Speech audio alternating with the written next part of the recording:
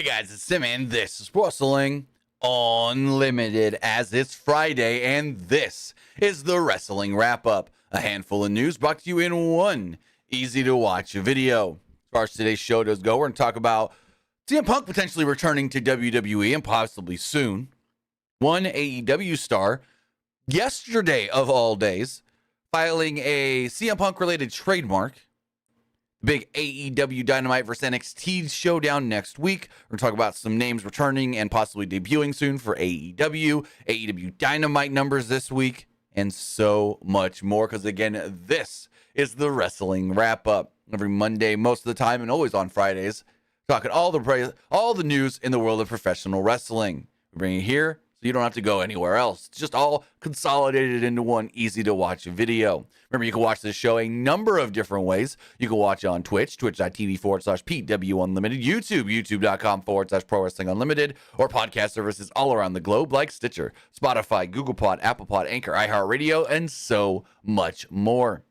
Remember, if you are watching live on Twitch, you can help us out a couple of different ways. You can either help us out by hitting that donate button down below or donating Twitch bits in the live chat. Also, remember, you can help us out by subscribing to the channel one of two different ways. You can either subscribe with a tiered subscription, or you can subscribe with Amazon Prime. Because remember, if you have Amazon Prime, then you have Prime Gaming. Prime Gaming gives you a lot of cool things like free games, free stuff for games, and you always get one free subscription to any Twitch channel you want to subscribe to throughout the month. And I greatly appreciate it if you did right here, Pro Wrestling Unlimited. Also, remember, head over to the YouTube, hit that join button, and become a channel member. And finally, head over to the Epic Game Store. Head over to the Epic Game Store and buy something. Whether you're buying a new game, whether you're buying an old game, and they're claiming that free games are getting bucks for Rocket League, Fortnite, or Fall Guys, use this code right here, PW Unlimited, at checkout, and you will be supporting us at no extra cost. Assassin's Creed Mirage dropped yesterday on the Epic Game Store. You want to play that, the newest Assassin's Creed game? Well, when you buy it, put this code in, PW Unlimited. Go play Disney Speedstorm. Disney Speedstorm is an amazing game. You want some cool free games? The free game right now is Godlike Burger, and that game's fun as hell. I've played it. I have it. It's awesome. It's fun. It's just wacky, and yeah, it's a great time. Go get it, and when you do, put this code right here in on the Epic Game Store, PW Unlimited. I do apologize for the podcast starting about 15-20 minutes late. I had a power outage this morning, and then my power came back right around noon-ish when I was supposed to go live. So, yeah, it happened yesterday, too. Our power flickered off and on a few times. So I don't know what's going on there, but everything seems to be good now. So we'll figure it out. We'll see what's going on, and we'll go from there. Now, as far as the first news story we're going to talk about, we're talking about old Phil Brooks, old CM Punk, and what the hell's going on with all of this? Because is he not going to WWE? Is he not? I don't know. I'm just going to say it right now. I know that my whole thing is aggregation. We don't break news here at Pro Wrestling Unlimited. We just bring you the news so you have one place you can come to get all of your wrestling news. I get it. Aggregate, aggregate, aggregate. Take from others. Give them the credit because they reported it first, and then go from there. But some of these wrestling sites, I'm not going to name any names, will just aggregate anyone from anything, even if it contradicts. Literally, I saw one site put up a post, WWE and CM Punk in talks. And then a second post. And this is all on my Twitter timeline in this order from this site. I'm not going to name the site. It's the first one. Report. CM Punk and WWE in talks on potential return. Next one, report. CM Punk, a safe bet to return to WWE at Survivor Series. Then the next one, report. Something drastic will need to happen for CM Punk to return to WWE. Then another one, fourth one, there's four of them. Report. Triple H's potential plans for CM Punk upon return. What's the one there in the middle? Something drastic needs to happen. First off, it was a safe bet because it's all going good. It's CM Punk and WWE are talking. Oh wow, it's a safe bet for Survivor Series. Oh no, what happened? It's not close. Something's gonna happen. Oh my God, no. Here's Triple H's plans. Why would Triple H have plans if all of a sudden it's not? Like, I don't know. And they do this kind of stuff all the time, contradicting reports and all. It's like, come on. Get your sources as far as like who you're going to actually aggregate that you know is credible, and not some of these ones that, because there's some of these websites, I'm going to name the name, you guys probably know who I'm talking about, where someone will put up a news story and immediately they'll put up another story that tries to contradict him, like, that person's wrong. This is what I've heard. Like, really? What? Yeah, okay. Or some of these websites where they'll read a news story and they'll twist the headline and use somebody in the thumbnail that has nothing to do with the story. Like, there was one I saw today, not going to name the site, a different site that I was talking about earlier, literally said 75% chance of the second coming of The Rock leaving AEW for WWE. And the thumbnail photo is Dwayne The Rock Johnson. Now, can you guess who that is supposed to be talking about? Ricky Starks, when you click into it and actually read it. But it's like, hey, first, why is The Rock your thumbnail? You're calling him the second coming of The Rock? Because no. I get it. When Ricky was in AEW early on, people compared him to The Rock because at one point he wore a turtleneck with a necklace or whatever, a chain. What? I don't see Ricky Starks as the next Rock, the second coming of The Rock. Nothing against Ricky Starks. I think Ricky Starks is a phenomenal talent, but he's not the second coming of The Rock. And so when you're putting that in your title and using The Rock as the thumbnail, and if someone doesn't read it right, like me, dyslexic, that doesn't really get the pun at first, they're just going to say, what? Why would The Rock quit AEW for WWE? He's not in AEW. Like, it hurts your brain sometimes with the way some of these websites try to write their clickbait headline. Again, especially with people like me with dyslexia that can't read things properly the first time, especially if you see it really quickly. You got to read it a couple times. And so it's like, huh? Yeah, anyways, let's talk CM Punk. And what we are hearing this morning that is actually credible. And this does come from Dave Meltzer in the latest Wrestling Observer newsletter, where Ian Carey of F4W Online kind of summarized everything Dave did put in the newsletter. He writes the following. CM Punk intends to return to WWE. There's been a lot of talk of late regarding the possibility of Punk returning to the company he was with from 2005 to 2014's Royal Rumble. Our own Dave Meltzer addressed what he's heard from WWE and those close to Punk in the latest edition of the Wrestling Observer newsletter. Meltzer wrote, quote, regarding CM Punk, there's obvious tons of talk regarding him returning. There have been rumors that it's happening, but those in WWE have only said that no deal is complete, and those close to Punk have told us that it is his intention to return, and the two sides are in talks, Meltzer wrote. WWE will be in Punk's hometown of Chicago on November 25th for Survivor Series. Meltzer noted that it would make sense for Punk to return to that show. Despite being fired on September 2nd, Punk continued to be the top merchandise seller for AEW last month, according to estimates by WrestleNomics. He sold more than any other wrestler on the roster, although AEW branded merchandise, not affiliated with any specific wrestler, sold more. Basically just AEW logo and whatnot. Also, in an interesting turn of events, AEW's Dax Harwood filed a trademark yesterday for the term CMFTR. The filing was submitted on October 5th. Today's October 6th. Through attorney Michael E. Dawkins. Now, that's an interesting one. That's a very interesting one. Like, what? There might not be anything there to the the Harwood thing. Maybe it's just like, I need to just trademark this just so we have it just in case we need it. Like, I don't know when they would need it, but yeah. Also, there was a report from House of Wrestling that stated Punk showing up at Survivor Series is, quote, a safe bet. So it's going to be interesting to see exactly what happens with CM Punk going back to WWE. Everything looks like it's in the works. And if nothing, I don't think anything's going to hinder this. I think it's going to happen. And what I want CM Punk to do, I think WWE would not be against doing this Give Punk his Kevin Nash big boys play moment. Give CM Punk his moment where, and I get it's different because like Nash was a big star in WWE that moved to WCW. This is more of a big name in WWE, then went to AEW, then came back to WWE, so it wouldn't hit as hard. But like Nash, when he shows up on that first Nitro he was on, it was like, huh, so this is where the big boys play. Well, Punk can come out and be like, well, I've been over there, and now I know this is where the big boys are, or something like that. So he can do his version of where the big boys play. So that would be an interesting one if WWE wanted to take a huge jab at AEW with CM Punk coming back to the company.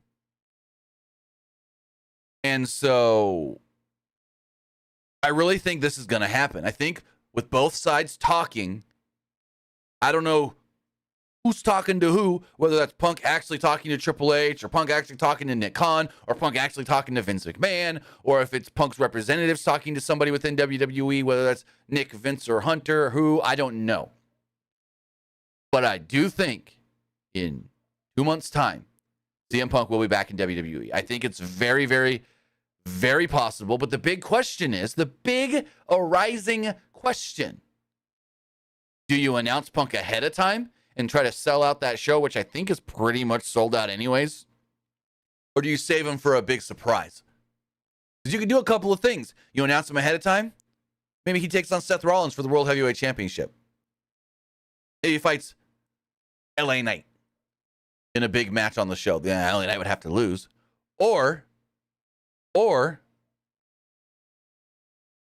show ends with Seth Rollins retaining the World Heavyweight Championship. And as Seth is in the ring, his back's still hurting, him holding himself up with the ropes, he's like looking around. And then as he's like, oh, I'm won, I'm good, he gets ready to get out of the ring and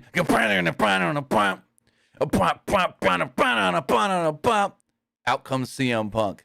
Walks straight down to the ring, doesn't say a word, just looks at Seth, looks at the belt, looks at Seth, looks at the belt, and then does his like, Chicago kind of thing, and the show goes off the air. I don't know. Something like that. Maybe. There's multiple things you can do here. Announce them ahead of time, put them in a big marquee match, sell a bunch of tickets. Which, let's go see how this show is doing.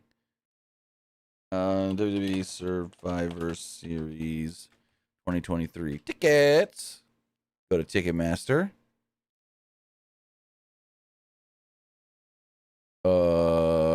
Is the show sold out? Because Ticketmaster ain't showing me nothing. Oh, here we go. It's like, let's zoom in here and I'll pull this up on the screen. There's not a lot of tickets. Like this shows, oh wow. There's like 2. Wow. Yeah, there's only 2 tickets available for Survivor Series. So the show's already sold out. Everything else available are resale tickets. So let's pull this up on the screen. So they don't need him to sell tickets. They don't need Punk to sell tickets for this show, which is interesting. I didn't realize this show was basically sold out. But if you look here, blue means available seats sold through Ticketmaster and WWE. Purple, pink, whatever you want to call this color, magenta. Those are all verified resale tickets. Like people bought them and they're like, oh, I don't want the ticket anymore, resale. So yeah, this show is sold out already. And they don't need Punk to sell it out. So they can just have Punk do the big surprise debut. That's very interesting. Huh. Okay. But yeah, I think Punk is going to return. I think it's all going to happen. And I think WWE is going to play this up very, very, very big. Remember, CM Punk showed up at a Raw in Chicago earlier this year, quote unquote, to say hi to friends. Had a slight talk with Triple H, and then, well, Vince said he had to leave. So, who knows what that slight talk was all about? Now, and I wouldn't put it against Punk to try and actually talk about a return. Hunter probably would have been more coy with it, because, that'd be contract tampering at the time, but I don't know. I'm very interested by this. I think it's going to happen. I'm very hopeful. And it's going to do some good television, I think, for WWE. Good TV numbers with CM Punk coming back, returning, and doing whatever he's going to do. I honestly think they put the World Heavyweight title on him. I think Punk returns. Everyone's like, he's going to beat Roman. He's going to take... No. I've seen a lot of people on Twitter. He's going to take Roman's belt. He's going to take Roman's belt. I don't think he does. I think he's going to be the one to beat Seth. As much as I want Nakamura to walk out of Fastlane tomorrow as the WWE World Heavyweight Champion, I don't think it happens. Seth overcomes the odds. And then later this year, if not early next year, CM Punk beats him for the belt.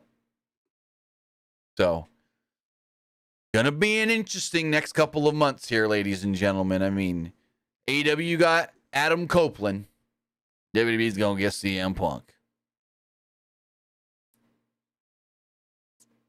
Now, speaking of Roman Reigns, many have asked what his next title defense could be. We know that his next title defense will be coming at the Crown Jewel pay-per-view, but who it's against is still to be seen. Now, there have been some rumors and reports saying that it could be John Cena, and some say that the reason Paul Heyman and Cena are going to be in the same angle next week on NXT is to start this build and then take that and go to SmackDown with it, but it doesn't seem like that's the case, according to a new report from Dave Meltzer in the latest Wrestling Observer newsletter, where F4W Online's Joseph Courier kind of consolidated everything Meltzer stated, writing the following. The both are scheduled for WWE Crown Jewel. It doesn't look like Roman Reigns versus John Cena will be happening at the event. Dave Meltzer reported in the latest Wrestling Observer newsletter that Reigns versus Cena is not planned for Crown Jewel. The show is taking place in Saudi Arabia on Saturday, November 4th. Now, I did see one website write, big spoiler on Roman Reigns' next opponent, his Saudi Arabian Crown Jewel opponent, and then they write it's John Cena, like 2 hours ago, where this stuff came out overnight from Meltzer. So read your stuff better. This says this is not the plan right now. Meltzer wrote the following. Although the promos where the Bloodline and Heyman talk of Cena as the second greatest wrestler of all time, with the idea Reigns is the greatest and a playoff of Cena's WWE tagline of being the greatest, and Cena also at this point scheduled for Crown Jewel, it was confirmed to us that Reigns versus Cena is not the match planned for the show. Now, Reigns and Cena have already faced off in recent note at the 2021 SummerSlam event. Fastlane will see Cena ingrained with the Bloodline as he teams with LA Knight to take on Jimmy Uso and Solo Sikoa tomorrow night. This, again, is what many people thought would lead to Roman and Cena at Crown Jewel. Now, it could lead to Roman and LA Knight at Crown Jewel, but I don't know. Reigns is expected to make his big television return next week on SmackDown, October 13th. He's been away since, well, shortly after Survivor Series, or SummerSlam. Also, with the Hollywood strike still ongoing, Cena has made an extended return to WWE this fall. He's been announced for every SmackDown up till the end of October. Basically, it seems like he's going to end his current run at Crown Jewel. Now, again, Meltzer is writing, Cena and Roman is not the plan for Crown Jewel. Not. Even though some websites are misconstruing this, I've seen 2 already today write that this is the plan. Spoiler on Roman's next opponent. It's John Cena. Yeah, no, it's not. Because it says not happening at Crown Jewel. Cena's back for a little while. Cena is going to stick around till basically this Crown Jewel event, but it looks like somebody won't be around in WWE once Crown Jewel does come around, and that is the executive vice president of HR in WWE. Brandon Thurston of WrestleNomics reported today that Suzette Ramirez-Carr will be leaving WWE next month. Nick Khan sent an email to WWE staff informing them of the news. Ramirez-Carr was WWE's Chief Human Resources Officer. Her last day with the company will be November 3rd. WWE's EVP of Human Resources, Suzette Ramirez-Carr, will be leaving the WWE's company on November 3rd. According to an all-staff email that WWE President Nick Khan, Thurston wrote, HR was probably one of the more obvious areas of overlap with Endeavor's services following the TKO merger. Ramirez-Carr formerly worked for United Talent Agency, Beauty Counter, and Oak Tree Capital Management. She joined WWE in May of 2022. Her areas of oversight included talent acquisitions, employee experience, development and engagement, and HR operations and training. Executives Jamie Horowitz, Catherine Newman, and Andrew Levine were also laid off earlier this month. The layoffs were made after Endeavor's acquisition of WWE became official. With the acquisition, WWE and the UFC have been merged into one publicly traded company named TKO Group Holdings. WWE also made a round of cuts from the roster back in September. So yeah, looks like another name will be leaving WWE. It's unclear exactly how their human resources division is going to be working going forward. Whether there's going to be one human resources overlooking WWE and the UFC, or if maybe just someone from Endeavor is going to take that role. It's still unclear, but yeah. WWE's Executive Vice President of Human Resources, Suzette Ramirez-Carr, will be departing WWE at the end of the month. Well, early next month. Now, tonight is Friday Night SmackDown, and this is kind of a spoiler maybe for tonight's show, but another big name is scheduled, or at least seen, in town tonight. So we already know that from Monday Night Raw, we're getting Judgment Day. Finn Balor, Damian Priest, Dominic Mysterio, and Rhea Ripley. We're also getting their challengers for Fastlane, Cody Rhodes and Jey Uso. Mike Johnson of PWU Insider earlier this week wrote that the Alpha Academy, Chad Gable, Otis, and Maxine Dupree were all also scheduled to be at SmackDown tonight. Well, according to Mike Johnson, he states that former WWE champion Drew McIntyre has been spotted today in St. Louis ahead of tonight's WWE Friday Night SmackDown tapings. So, it's unclear if Drew will actually be on the show. I mean, Drew has nothing to promote for tomorrow. Drew's not booked for anything at the Fastlane pay-per-view, so I don't understand that one. At least with Judgment Day, Cody and Jay being on the show, which still makes no sense to me, they're going to be building up something for Fastlane. But what is Drew going to be building up? I don't get this at all. Unless we're going to get the big news that Drew is the name being moved over to SmackDown from Raw, with Jey Uso coming from going from Raw to SmackDown, with Jey Uso going from SmackDown to Raw. I always thought it was going to be Cody, and that's how Cody gets back to Roman. But maybe not. Maybe Drew is so mad that Jey is on Raw that he went, "Hey, Adam, you need someone to go to SmackDown. Let me be that one. I don't want to be here with Jey Uso." Something like that. I don't know.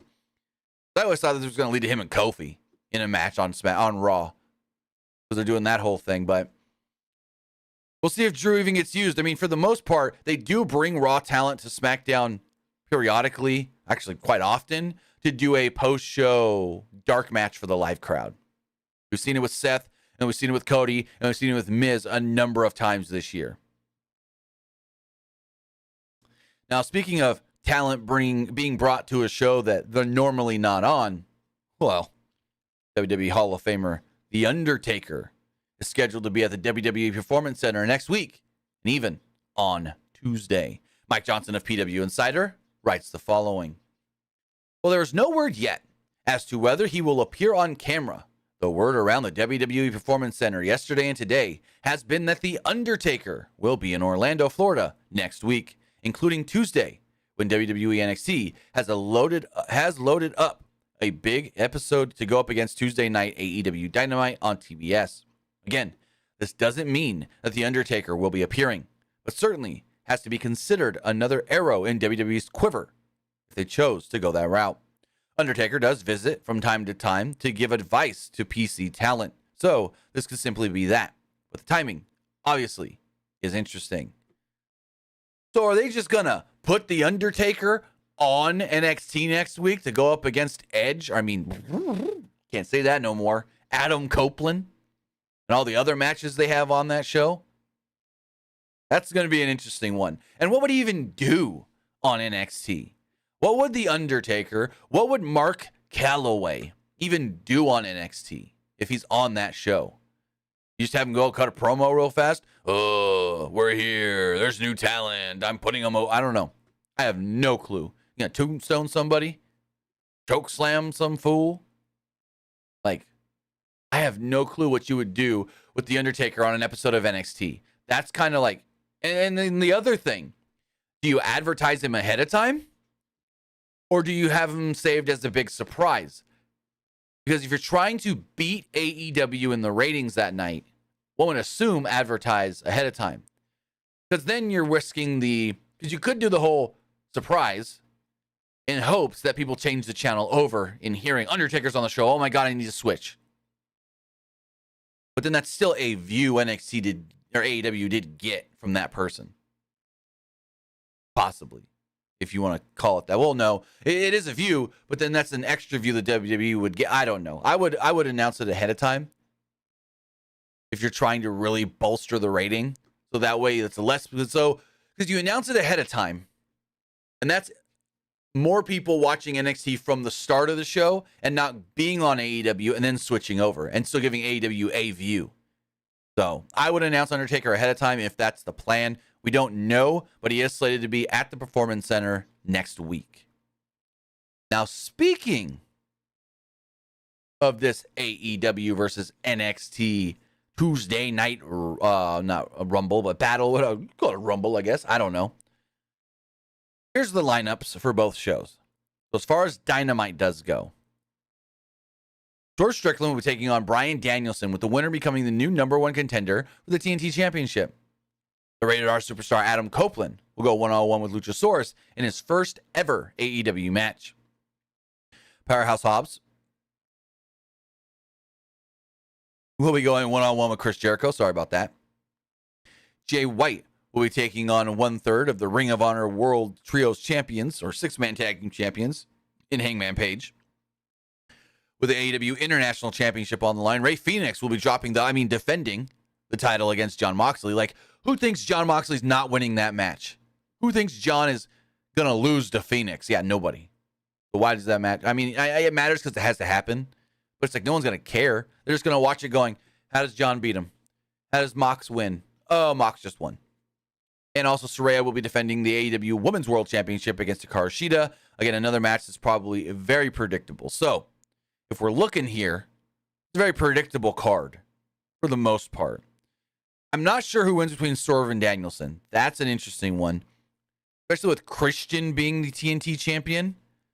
You might want to go babyface, so Danielson. Copeland's going to beat Luchasaurus for sure. I think Hobbs beats Jericho with a bunch of interference. Jay White's got to beat Hangman because he's getting built up for MJF and the belt.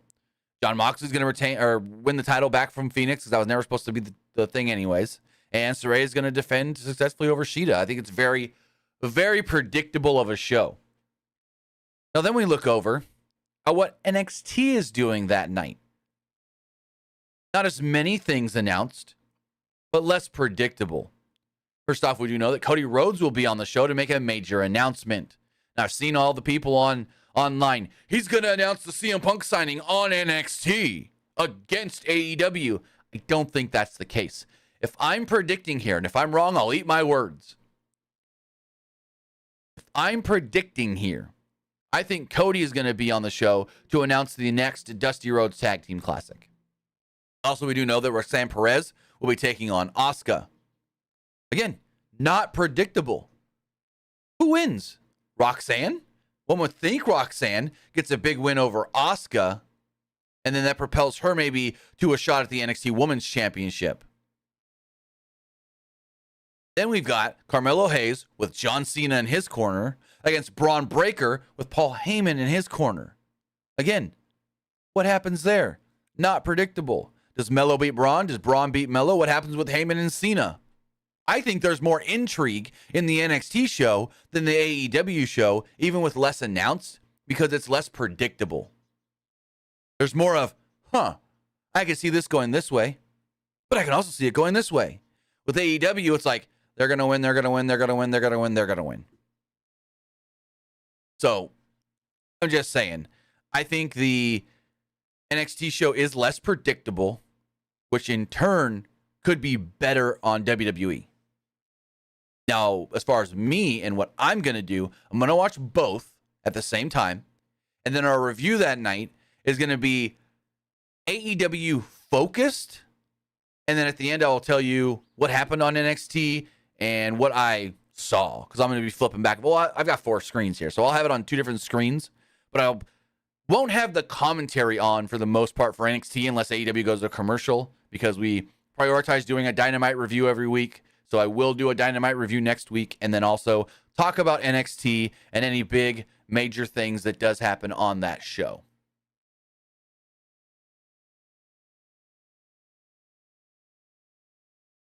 Now, speaking of NXT and AEW this week, well, in the overall numbers, NXT beat AEW Dynamite, even with Adam Copeland making his Dynamite debut.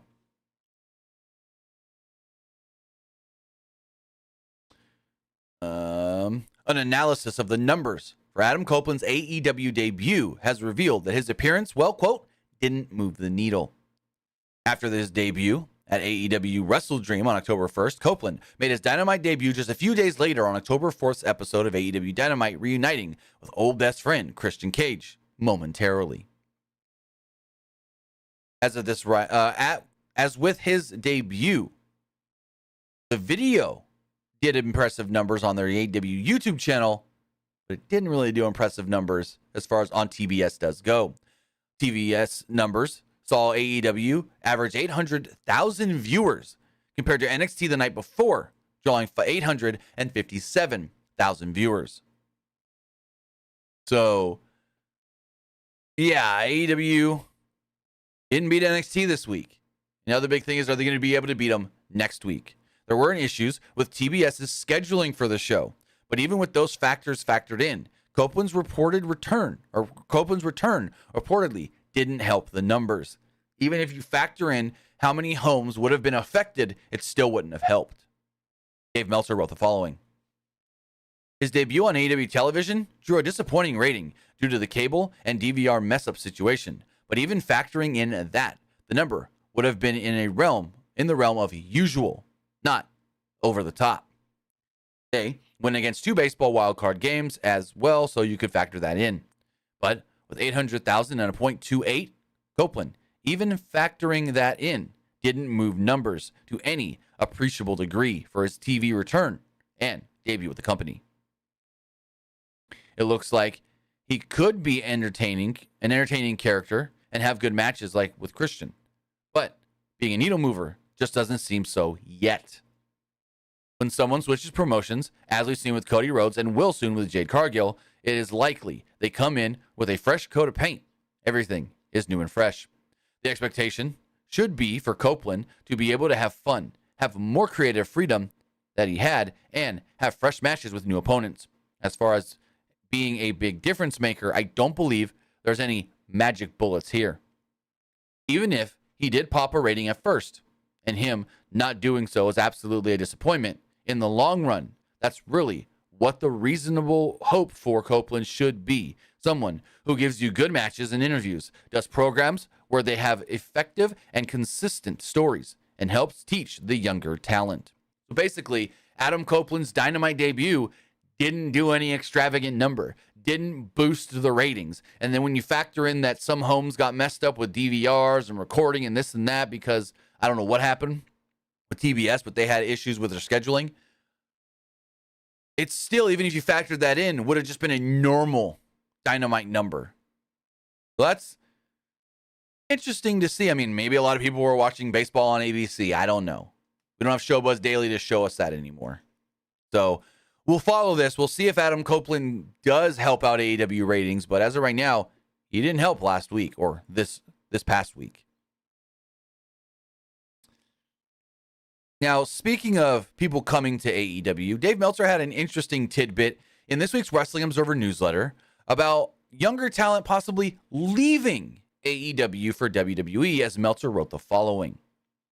One person in WWE noted that they believe that the wrestling war will turn into WCW or TNA or Bellator as the competition, in the sense there will be signings of older talent from WWE with names, while WWE will get AEW's younger talent, Jade Cargill being the first example. And this is history repeating itself. Now, before I go farther, what he means there is, look at WCW. They signed Hogan. They signed Savage. They signed Piper. Older names. Who did WWE take from WCW? Jericho, Guerrero, Malenko, younger guys. So Meltzer continues by going. The claim is that a pipeline has developed, and some of the younger AEW stars are already talking about leaving when their deals are up. Even in AEW, there are people saying the same thing. That it's known that people are looking to leave, and the hope is that the number is few because the perception of AEW as the AAA league in wrestling, a baseball reference for the top feeder league, not a wrestling reference, would not be good for AEW. There will likely be movement in both directions, as there has been, but WWE is interested in the key younger talent. Now, some of those names that they could be interested in, and I don't have any knowledge of this, but these are just names that I know that could be coming up soon that WWE would possibly be interested in. Ricky Starks and Wardlow. Ricky Starks and Wardlow could be two names that WWE snatches up as early as next summer. I heard Wardlow's contract could be up at the end of the year. So we'll see where this all leads to, but there is talks in both the AEW and the WWE locker rooms that they think some younger AEW talent have their eye on switching and jumping to WWE. Who? We'll have to wait and see. Now, as far as somebody, actually, hold on before we get to that. Dylan in the Twitch chat says, Adam Page, ? Not anytime soon. Adam Page, along with the rest of the Elite, if you don't remember, just recently signed new long-term deals to stay with All Elite Wrestling. So, he ain't going anywhere anytime soon. Now, as far as AEW getting a young talent, getting a young name to add to their roster, it is expected that Mariah May, who just recently finished up last weekend with Stardom, is AEW bound. Dave Meltzer wrote the following in the latest Wrestling Observer newsletter. Actually, no. Meltzer wrote that in the newsletter, but this is a write-up of that from Ian Carey from F4W Online. Got to give the proper credit. Mariah May is expected to join AEW. The 25-year-old finished up with Stardom last weekend and then teased she, quote, had a flight to catch on social media, spurring rumors she could appear at AEW Wrestle Dream. While May wasn't on the show, it is believed she is headed to AEW eventually. May's status was addressed by our own Dave Meltzer in the latest Wrestling Observer newsletter. Meltzer wrote, there was a lot of talk she would be going to Seattle, but she actually flew back home to the UK. She is expected in AEW, possibly being part of a group with Toni Storm. That's an interesting one. Following her loss to Hana on the final night of the 5-star Grand Prix, an emotional May told Yokohama crowd that it would be her last match in Japan. However, she previously told Stardom she would return eventually. Regarding May possibly being involved in a group with Toni Storm, her character has taken an interesting turn since losing the AEW Women's World Championship. Since coining herself, quote, timeless Toni Storm, during a Portrait of a Star segment that aired on Wednesday's Dynamite. She then defeated Sky Blue in a segment that averaged 795,000 viewers and 361,000 in the 18 to 49 demo. So that could be an interesting one, that Mariah May comes in and helps Toni Storm, and then we get Toni Storm and Mariah May against Saraya and Ruby Soho, maybe. That's just me predicting and spitballing an idea. But it looks like Mariah May is AEW bound and could be coming into the company at any time. Now, speaking of AEW, there's one injured AEW wrestler who looks like they're going to be cleared up sometime soon and could be returning, possibly in the near future. An update has emerged on AEW star Bandido, who has been out of action recovering from a surgery he underwent a few months back. Bandido had wrist surgery in June of 2023 after a match with Konosuke Takeshita that, saw him break his wrist. As previously reported, Bandido underwent the surgery, and it was a successful surgery, but he hasn't been seen since. Per Dave Meltzer in the latest edition of the Wrestling Observer newsletter, he states that Bandido is expected to be fully cleared in the next couple of weeks. Now, just because he's going to get cleared in the next couple of weeks doesn't also mean all of a sudden he's going to pop up on television in the next couple of weeks. Yet, he could, whether that is for AEW or Ring of Honor. They can use him on either of those shows. But it is being stated that possibly by the end of the month or so, Bandido should be cleared to compete, cleared to get back in the ring, cleared to return, and then we'll have to wait and see exactly when and where and how they bring Bandido back. Because they were using Bandido sparingly. Like just, we need, we're in a market with a lot of Hispanics and Mexicans, so let's throw them out there. Because Bandido was a huge star when they came here to Fresno and he fought Bryan Danielson. So we'll see how it goes, but Bandido is scheduled to be cleared here shortly. As we move off of that, Hulk Hogan did some talking this week with one Chris Van Vliet, and nothing against Chris Van Vliet. This is all Hogan talking on the show. Hogan actually stated that his son Nick Hogan was supposed to work WrestleMania this year, and things just didn't come together. Well, it looks like, according to a new report from Fightful, that's not the case. Fightful wrote the following. Nick Hogan was considered for WWE WrestleMania 39. During a recent interview with Chris Van Vliet, Hogan claimed that Nick was in consideration to wrestle Shane McMahon or do something with him at WrestleMania 39. Hogan's claim was that Shane McMahon contacted him to do some sort of an angle with him at WrestleMania and mentioned potentially Nick Hogan being involved. When one higher up in WWE, upon seeing the interview, said, quote, "In no way is that true. I can't think of a time in the last 13 to 14 years that Nick Hogan's name was brought up at all, much less in a creative capacity. There have never been a serious conversation about him being involved in anything that I can think of. Even when Hulk would mention him being involved in things, there just wasn't an interest or benefit to that." The higher-ups followed this up and said Shane McMahon has often had some, quote, wacky ideas, but they don't think that he'd ever want to do that. Now, the one thing that this could have been is that Shane contacted Hulk and said, hey, let's do something at Mania and maybe involve your son. And WWE officials never knew about that conversation. Maybe this was all something between Hulk and Shane and then never got back to the company because it never actually came to fruition or anything. So I could see that being happening. A thing where it's like Hogan thought something could happen and it never happened because Shane told him something that Shane had no right to tell him. So we can see. And finally, the last news story. The upcoming Von Erich's biopic, The Iron Claw, is getting its first trailer next week.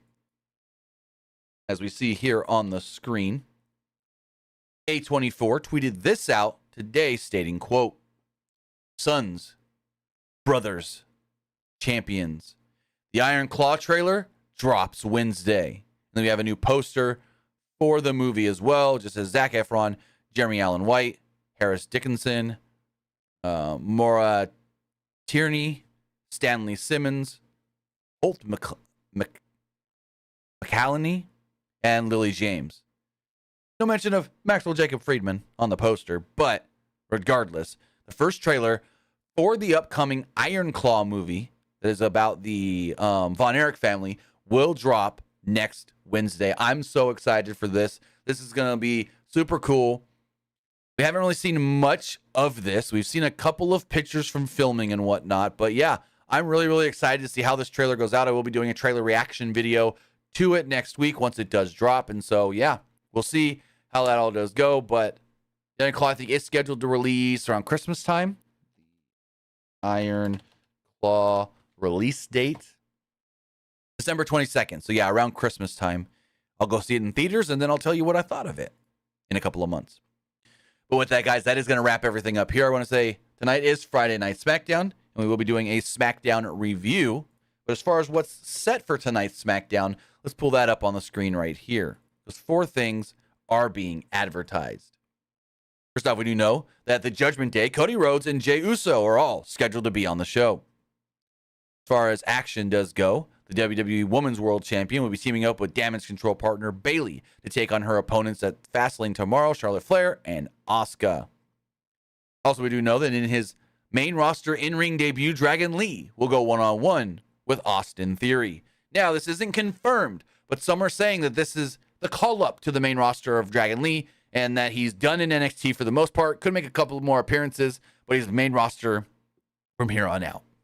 And finally, we do know in a non-title match, ahead of their big 6-man tag tomorrow, it's Rey Mysterio against Bobby Lashley. So that is everything that is being advertised for tonight's Friday Night SmackDown. But with that, guys, want to say thank you for joining me here. Twitch.tv/PWU Unlimited, YouTube.com/Pro Wrestling Unlimited, and podcast services all around the globe like Stitcher, Spotify, Google Pod, Apple Pod, Anchor, iHeartRadio, and so much more. Remember, guys, we'll be back live tonight following Friday Night SmackDown. So have a great one. We'll see you tonight, and then we'll see you tomorrow night as well for WWE Fastlane. Have a good one, guys.